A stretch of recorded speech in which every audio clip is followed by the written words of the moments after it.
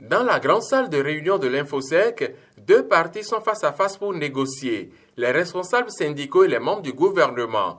Le décor est donc resté le même, mais la méthodologie de travail a changé pour cette troisième et dernière séance de travail de la première session extraordinaire de la Commission nationale permanente de concertation et de négociations collectives, gouvernement, centrale et confédération syndicale. D'abord, pas de mot d'introduction du président de la commission. La presse est priée de se retirer pour laisser les discussions se poursuivre sur le reste des 8 points inscrits à l'ordre du jour de la session.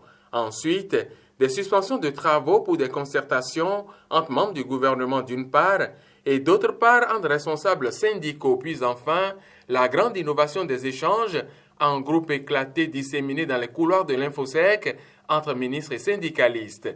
Toute cette démarche pour finir par un huis clos qui a accouché d'un relevé des conclusions de la session. Mes sentiments sont plutôt mitigés.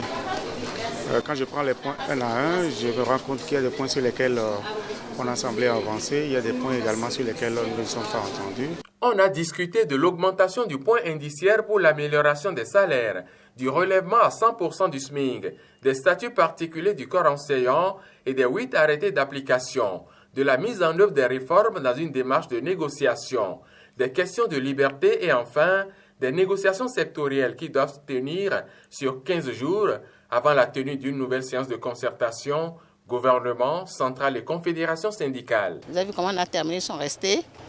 Ils ont signé le relevé des conclusions. Ça s'est bien passé. Oui, points étaient inscrits à l'ordre du jour. Nous les avons passés en revue. Toutes les questions ont été évoquées et les conclusions consignées dans le relevé des conclusions.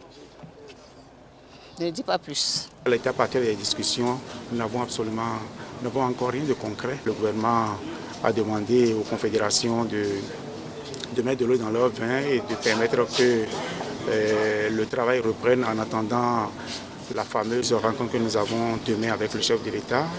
Et les confédérations ont répondu qu'il fallait que le gouvernement fasse encore un petit pas supplémentaire, surtout sur la question donc, des statuts particuliers. Effectivement, le président Patrice Talon rencontre les responsables syndicaux ce mardi 6 février 2018.